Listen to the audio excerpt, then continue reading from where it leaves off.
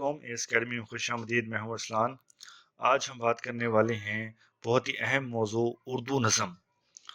इसका आगाज़ व इर्तिका कब हुआ और नज़म की इकसाम कौन कौन सी हैं। ये बहुत ही मुझे मैसेज आ रहा था जिसके लिए मैं दोबारा वीडियो बना रहा हूँ। और चलें वीडियो का आगाज़ करते हैं। तो उर्दू नज़म क्या है? सबसे पहले तो नज़म अरबी ज़बान का लफ्ज़ है। इसके लग़वी मानी लड़ी में मोती परोना की हैं। नज़म से मुराद वो शायरी है जिसमें किसी किस्सा, किसी वाक़या, किसी तजुर्बे या ख़्याल को तसलसल के साथ पेश किया जाए। तो इसके मेरे पास पीडीएफ नोट्स मौजूद हैं डिटेल में 20 नंबर का सवाल कवर करने के लिए। आप मुझे बस कमेंट करेंगे, मैं आपको ये इसके नोट्स दे दूंगा। अब देखेंगे जदीद उर्दू नज़म की तारीख़ का आगाज़ व इर्तिक़ा क्या था।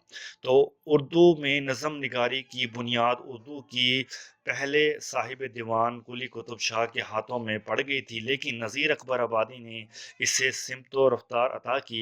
नज़ीर अकबर आबादी ने सैकड़ों अवामी मौज़ूआत पर नज़म रखी और अवामी शायर की हैसियत से मकबूल हुए।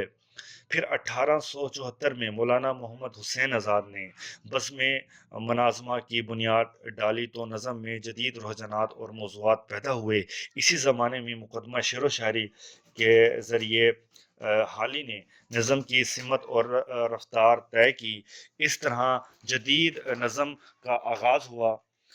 अल्ताफ़ हुसैन हाली और मौलाना आज़ाद ने जदीद नज़म की बुनियाद डाली। फिर 1936 में तरक्की पसंद तहरीक ने नज़म जदीद को नया आहंग और लबो लहजा अता किया।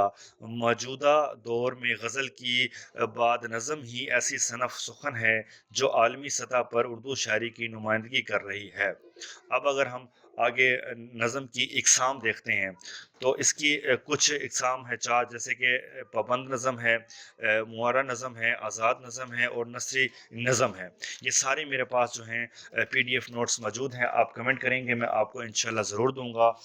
इस आपके और उम्मीद है आपको वीडियो अच्छी लगी होगी। अपना ख्याल रखना। अल्लाह हाफ़िज़।